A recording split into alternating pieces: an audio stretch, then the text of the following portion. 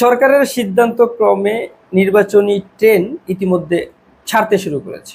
আসন্ন ত্রয়োদশ জাতীয় সংসদ নির্বাচনকে ঘিরে দেশের রাজনৈতিক দলগুলো প্রচারণায় মুখরিত রাখছে, অর্থাৎ নির্বাচনী হাওয়া ইতিমধ্যে বইতে শুরু করেছে। সরকার সিদ্ধান্ত নিয়েছে আগামী 26 ফেব্রুয়ারিতে তারা নির্বাচনটা সম্পূর্ণ করতে চায়। তার জন্য ইতিমধ্যে নির্বাচন কমিশনকে তারা সকল প্রস্তুতি নেবার নির্দেশনা দিয়েছে। ইসির সিদ্ধান্ত হচ্ছে নির্বাচনের তারিখ ঘোষণার ঠিক 2 মাস আগে নির্বাচনী তফসিল ঘোষণা করা, অর্থাৎ যে নির্ধারিত তারিখটা হবে তার 2 মাস আগে নির্বাচনী তফসিল প্রকাশ করা হবে বা ঘোষণা করা হবে। তাহলে আমরা ধারণা করতে পারি যেহেতু ফেব্রুয়ারিতে নির্বাচন অনুষ্ঠিত হবার কথা, সেক্ষেত্রে ডিসেম্বরে নির্বাচনী তফসিল আসছে এবং সেটা প্রকাশও পাবে।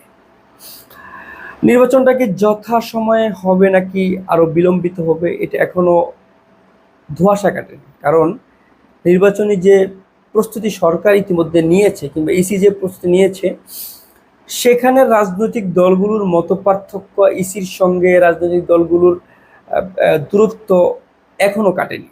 কারণ নির্বাচনের জন্য যে নির্বাচনী পরিবেশ দরকার, নির্বাচনের জন্য যে নির্বাচনী একটা রোডম্যাপ দরকার, সেটাতে এখনও স্পষ্ট কোনো সূত্র আসেনি।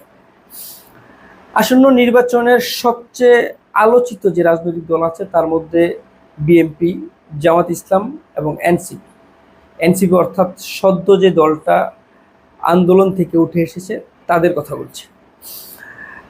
ইতিমধ্যে নির্বাচনের সকল আসনের তাদের প্রার্থিতা দেওয়ার প্রস্তুতি নেওয়া শুরু করেছে বিএনপি। জামাত ইসলামও ইতিমধ্যে অসংখ্য আসনে তারা প্রার্থী ঘোষণা করেছেন। এক্ষেত্রে এনসিপি এখনও পিছিয়ে আছে, কারণ নির্বাচন করতে তাদের যে প্রতীক দরকার সেটাও এখনও তারা নিশ্চিত হতে পারে না, সিলেকশনে আসতে পারে না। এটা নিয়ে নির্বাচন কমিশনের সঙ্গে তাদের একটা বিরোধ চলছে, বিতর্ক চলছে। নির্বাচন কমিশন 50টা প্রতীক দিলেও সেখানে এনসিপি এক কথায় আটুট আছে। তারা মনে করছে তারা শাপলাতেই নির্বাচন করবে, তাদের শাপলাতে নির্বাচন না করলে তারা নির্বাচনে অংশগ্রহণ করবেন না, এমন তাদের ভাষ্য। যেখানে অন্য রাজনৈতিক দল প্রচারণা করছে, প্রার্থিতা বাছাই করছে, প্রার্থী দিচ্ছে, সেখানে একটা দল প্রতীকই পায়নি। তাহলে নির্বাচনের আগ মুহূর্তে অলরেডি অক্টোবর শেষ পর্যায়ে চলে আসছে, তাহলে নভেম্বরের মধ্যে তো অবশ্যই এনসিপিকে প্রতীক দেওয়া লাগবে। এনসিপি তো একেবারে স্পষ্ট জানিয়েছে যে তারা শাপলা ছাড়া তারা নির্বাচনে অংশগ্রহণ করবে না। এখন এই বর্তমান পরিস্থিতিতে এনসিপি ব্যতীত রাজনীতিতে বা এনসিপি ব্যতীত নির্বাচনের যে একটা হাওয়া বা নির্বাচনী যে প্রস্তুতি সেটা সম্পূর্ণ হওয়া সম্ভব না। পরিবর্তিত পরিস্থিতিতে এনসিপিকে ছাড়া মানে জাতীয় নাগরিক পার্টিকে ছাড়া নির্বাচনটা হবে না। সেটা আন্দোলনের মাধ্যমে হোক কিংবা সমঝোতার মাধ্যমে হোক, এনসিপি যদি নির্বাচনে অংশগ্রহণ না করে নির্বাচন ফেব্রুয়ারিতে হবার কোনো সম্ভাবনা নেই। এক্ষেত্রে ইসির সঙ্গে এনসিপি যে একটা দূরত্ব, একটা মতপার্থক্য, ইসি যে ক্ষেত্রে যেসব ব্যাখ্যা দিচ্ছে, এনসিপিও ব্যাখ্যা দিচ্ছে যে তাদের সাপ্লাই লাগবে। তারা এখনো পর্যন্ত প্রার্থিতা যাচাই বাছাইয়ের মানে ধারে কাছেও যাইতে পারে নাই। বলাই চলে যে নির্বাচনটা যথাসময়ে হলেও মানে সুন্দর একটা নির্বাচন হবার সম্ভাবনা নেই। বারংবার প্রধান উপদেষ্টা বিশ্ব মিডিয়ার কাছে বলে যাচ্ছে ইতিহাসের সেরা একটা নির্বাচন হবে, নির্বাচনটা ফেব্রুয়ারিতেই হবে এবং ইতিহাসের সেরা নির্বাচন হবে। তাহলে এই যে একটা দূরত্ব, নির্বাচনী যে রোডম্যাপ এবং নির্বাচনের যে প্রস্তুতি, নির্বাচনী পরিবেশ, এটা তো এখন অসম্পূর্ণ। নির্বাচনটা কিভাবে সেরা নির্বাচন হয় সেটাও আমরা এখনো দেখব। নির্বাচনে যে রোডম্যাপ তারা তৈরি করেছে আছে, আবার জানতে পারলাম যে নির্বাচনের যে জোট হবে রাজনৈতিক দলগুলোর সঙ্গে যারা জোট করবে সেই সব প্রার্থীরা নিজের প্রতীকে নির্বাচন করা লাগবে, অর্থাৎ জোট করলেও নিজ নিজ দলীয় প্রতীকের মাধ্যমে নির্বাচন করা লাগবে। প্রধান উপদেষ্টা যেহেতু বারবার বলছে, সে লজ্জিত হবেন অবশ্যই, কারণ তিনি বিশ্ব মিডিয়ার কাছে সবসময় বলে আসছে ফেব্রুয়ারি নির্বাচন হবে ইতিহাসের সেরা একটা সুন্দর নির্বাচন। সেরা বলতে কি বোঝানো হয়েছে? অবাধ, সুষ্ঠু, নিরপেক্ষ, অংশগ্রহণমূলক নির্বাচন।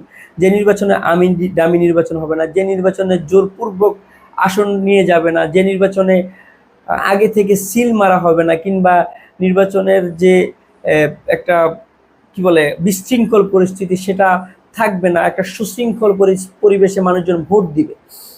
প্রধান উপদেষ্টার বার্তা এবং প্রধান উপদেষ্টার ভাষ্য অনুযায়ী নির্বাচনটা সুস্থ হতে হলে তো এনসিপিকে অবশ্যই সমঝোতা আসতে হবে। এনসিপি কি শাপলা ছাড়া নির্বাচনে যাবে? যেখানে বিএনপি জামাত তাদের প্রার্থী ঘোষণা করতেছে, সেখানে এনসিপি এখন পর্যন্ত প্রতীকই পেল না। প্রতীক ছাড়া তারা কিভাবে অংশগ্রহণ করবে? তো নির্বাচনটা কিভাবে সুস্থ, অবাধ এবং নিরপেক্ষ হবে? আসন সমঝোতার যে একটা দর কষাকষি হচ্ছে, সেটাও কিন্তু এখন সকলেরই জানা। যতই বলুক যে আমরা জোটে যাব না, জোট করবো না, তলে তলে নাকি সব রাজনৈতিক দলই আসন বন্টনের সমঝোতার প্রচেষ্টা করছে। নির্বাচন অবাধ, সুষ্ঠু, নিরপেক্ষ হবার অপেক্ষায় আমরা আছি। আমরা একটা সুস্থ পরিবেশে ভোট দিব, কিন্তু নির্বাচনটা যথাসময়ে যদি হয়, সরকারের সিদ্ধান্ত অনুযায়ী যদি নির্বাচনটা হয়, তাহলে নির্বাচনী পরিবেশ, সার্বিক দেশের পরিস্থিতি, অর্থনৈতিক মন্দা এবং রাজনৈতিক মত পার্থক্যের এই দেশে একটা এত অল্প সময়ের মধ্যে নির্বাচনী রোডম্যাপ শেষ করে সুস্থ, অবাধ এবং সেরা নির্বাচন হতে পারে? এনসিপি কি শাপলা ছাড়া নির্বাচনে যাবে? কিংবা এনসিপির যে রাজনৈতিক মিত্র ছিল, জামাতের সঙ্গে একটা শত্রুতাপূর্ণ সম্পর্ক, বিএনপির সঙ্গে তো আগে থেকেই তাদের বনিবটা হচ্ছে না, এনসিপির এই দু দলের সঙ্গে একটা সম্পর্কের ফাটল কিংবা রাজনৈতিক অস্থিরতা। এমন অবস্থায় জাতীয় নির্বাচনে এনসিপি অংশগ্রহণ করবে, প্রতীক এখনো পায়নি, নির্বাচনে অংশগ্রহণ করে তারা আসন পাবে এবং জোটে করবে নাকি এককভাবে নির্বাচন করবে সেটার সিদ্ধান্ত এখনো আসে নাই। নির্বাচনের বাকি আর মাত্র 3.5 থেকে 4 মাস, এটাও বলা যায় না, 3 মাসই আমরা বলি, 3 মাস নির্বাচনী বাকি আছে। এখনো পর্যন্ত সিদ্ধান্তে আসতে পারেনি এককভাবে করবে নাকি সমঝোতার মাধ্যমে করবে, অর্থাৎ জোটে করবে। বিএনপির সঙ্গে জোটে যাবে নাকি জামাতের সঙ্গে এক বাক্সে তারা নির্বাচন করবে, এটা এখন দেশবাসীর প্রশ্ন। এবং সবচেয়ে বড় কথা হচ্ছে, নির্বাচনটা যথাসময়ে হবে বলে মনে হচ্ছে না।